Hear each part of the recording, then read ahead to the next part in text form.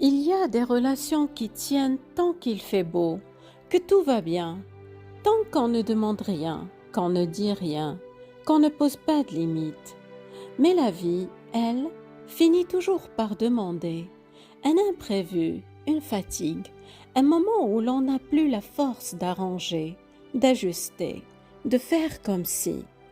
Un instant où l'on apparaît non plus comme on voudrait être vu, mais comme on est vraiment. Et c'est là que la relation se révèle plus en profondeur. Parce que ce qui brille au début n'est pas toujours ce qui porte la suite. C'est souvent ce que chacun est capable de donner, tant que cela ne coûte rien. Mais une relation ne se définit pas dans la facilité. Elle se définit dans ce qu'elle devient quand quelque chose résiste. Vous écoutez Les Élans du cœur, un podcast dédié aux relations amoureuses et amicales.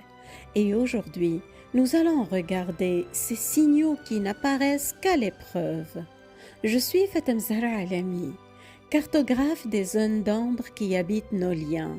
J'explore ce que la fatigue, la difficulté ou la simple imperfection révèlent d'une relation. Car ce qui ne tient que dans la facilité ne tient pas vraiment. Alors, arrêtons-nous ici un instant et nommons ensemble ce qui se tait dans les jours faciles et qui affleure dans les jours fragiles, quand les belles promesses laissent place à ce que la vie impose.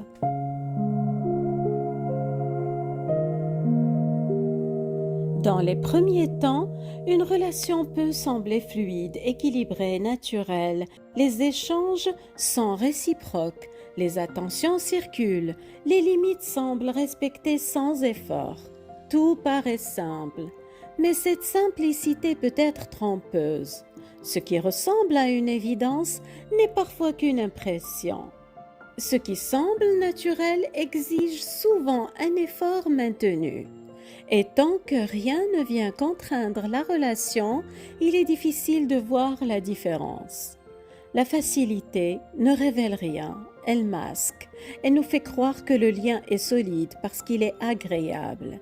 Mais la solidité ne se teste que dans l'épreuve, quand la contrainte enlève le vernis.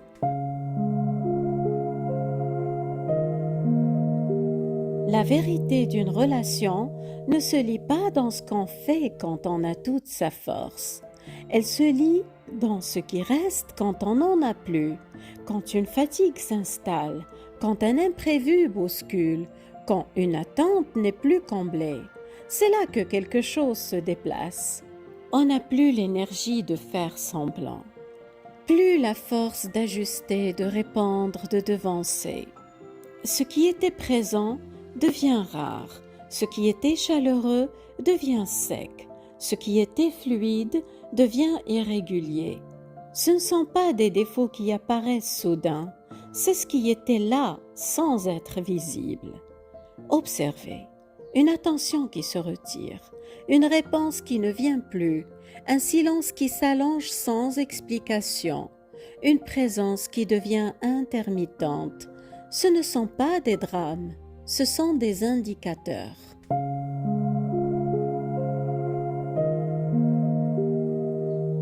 Il y a quelque chose que la contrainte révèle sans le dire, ce qui est important et ce qui ne l'est pas, ce qui mérite de l'énergie et ce qui n'en mérite pas. Tant que tout va bien, il y a de la place pour tout, mais quand l'énergie devient limitée, les priorités apparaissent. Et la question devient simple. Y a-t-il encore de la place pour moi? Ou bien je deviens secondaire dès que quelque chose demande plus d'efforts? Ce n'est pas une question d'intention, c'est une question de position. La contrainte ne crée pas la hiérarchie dans le lien. Elle la rend juste visible. Parfois, elle révèle que vous n'étiez jamais vraiment au centre, que vous étiez dans le paysage tant que celui-ci était agréable. Mais dès qu'il faut traverser une difficulté, vous n'êtes plus là. Et ce n'est pas une interprétation, ce sont des actes. Des actes qui disent « toi, tu passes après », Toi, tu n'es pas une priorité. Toi, tu n'es pas essentiel. Ce n'est pas forcément méchant. C'est simplement la réalité du lien. Et la réalité, elle, ne se négocie pas. Dans une relation, on ne découvre pas sa place quand tout va bien. On la découvre quand quelque chose coûte.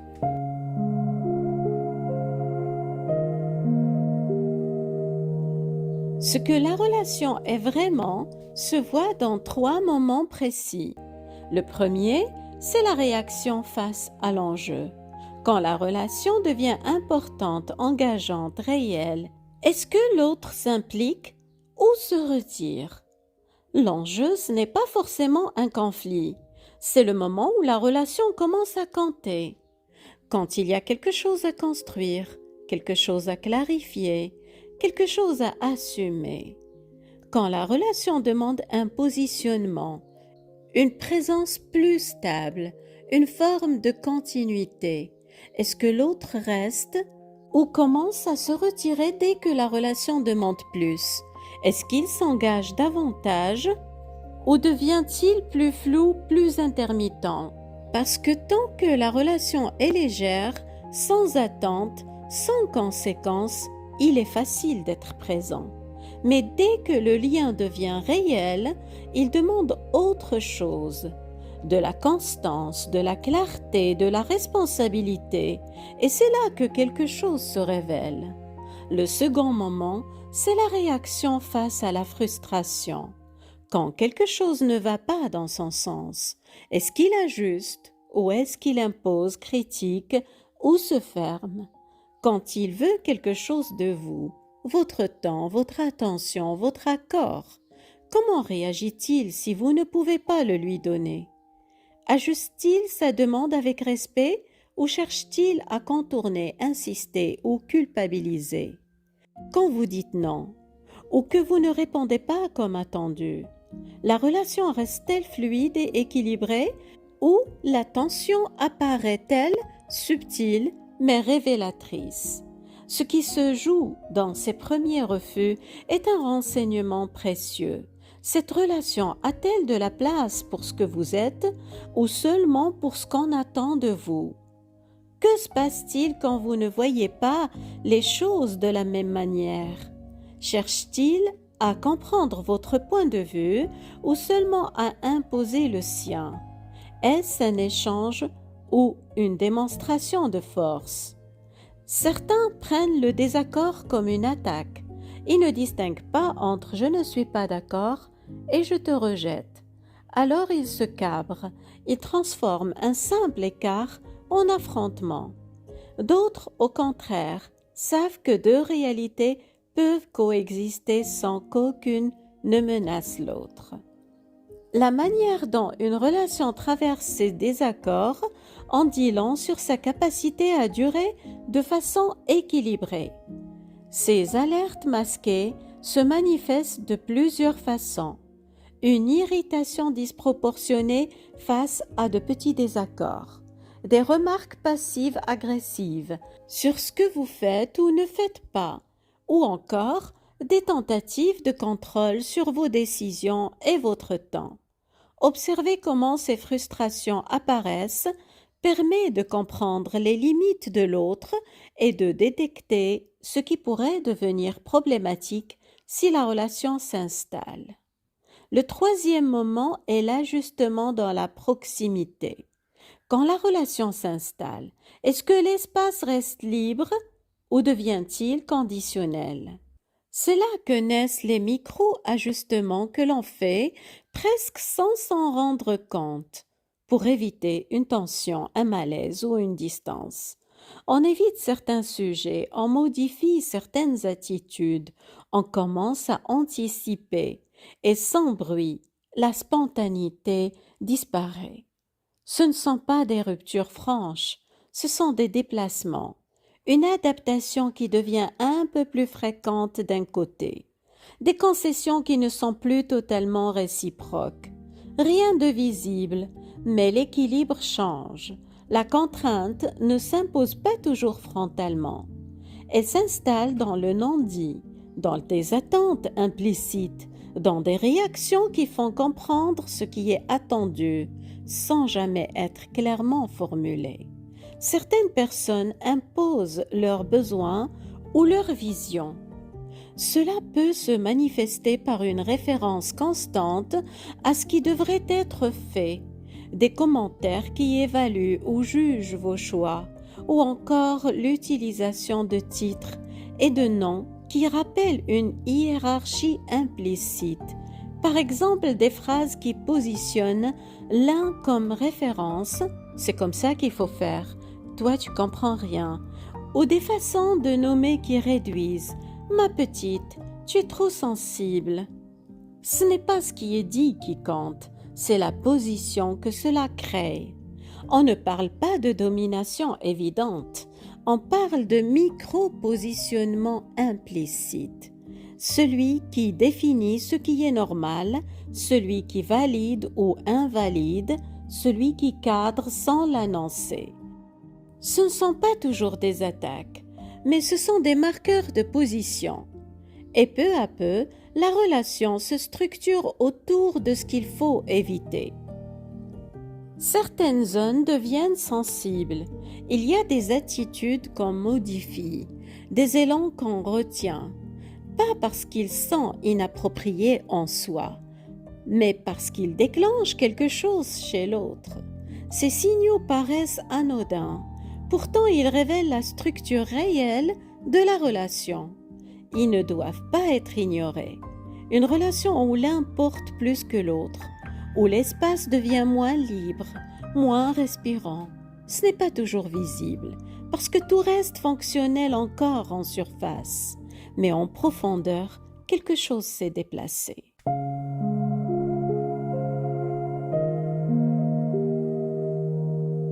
S'adapter fait partie de toute relation, mais il y a un moment où l'ajustement cesse d'être fluide. Il devient une anticipation constante, une vigilance. On ne fait plus simplement attention. On commence à se réguler pour préserver l'autre. Et c'est là que la contrainte apparaît réellement quand la spontanéité commence à reculer. Certains comportements trahissent des contraintes qui ne doivent jamais être tolérées. La minimisation de vos émotions ou de vos besoins, la culpabilisation pour obtenir ce que l'autre souhaite, ou le non-respect de vos limites, qu'elles soient physiques ou émotionnelles. Ces comportements sont des signaux d'alerte. Les ignorer risque de normaliser une dynamique déséquilibrée et d'installer un schéma répétitif difficile à changer par la suite. Reconnaître les signaux sous contrainte, c'est préserver l'intégrité de la relation dès ses débuts. Cela ne signifie pas couper court à toute relation, mais savoir identifier ce qui peut être négocié et ce qui ne doit jamais l'être. C'est un équilibre délicat qui demande attention et discernement et qui, lorsqu'il est respecté, crée un espace relationnel sûr et authentique.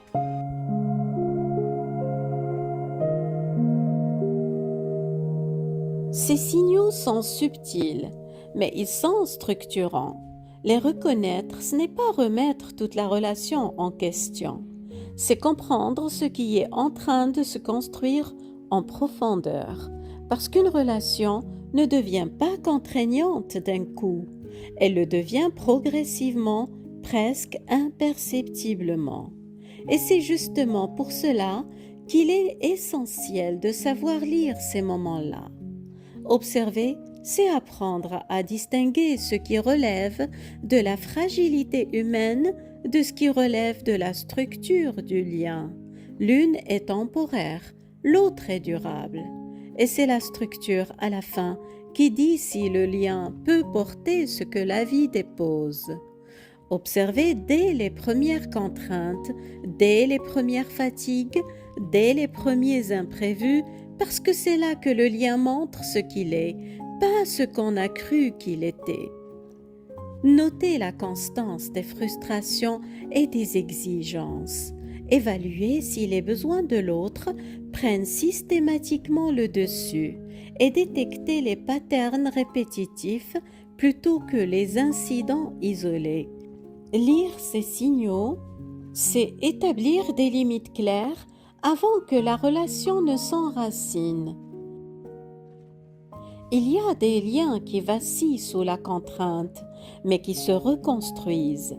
Ce ne sont pas les plus fragiles, ce sont les plus humains. Parce que la vie n'est pas un long fleuve tranquille. Personne n'est parfait, personne n'a une énergie infinie. Ce qui compte, ce n'est pas que l'autre ait parfois failli. Ce qui compte, c'est ce qui se passe après. Est-ce qu'il y a une reconnaissance? Est-ce qu'il y a une tentative réelle de réparer? Est-ce qu'il y a une écoute et un respect de vos besoins? Les signaux sous contrainte sont précieux, parfois inconfortables, mais essentiels. Ils vous disent avant qu'il ne soit trop tard ce que les belles paroles du début ne vous diront jamais. Ce qui permet de lire la relation dans la durée, même avant que les problèmes ne deviennent visibles. Maintenant, vous savez, et ce savoir, même inconfortable, est une clé. Il vous permet de choisir avec lucidité, de ne pas investir votre énergie, votre cœur, votre présence là où ils ne seront jamais une priorité. Prenez le temps d'observer, parce que voir, c'est déjà ne plus subir. Et surtout, prenez bien soin de vous.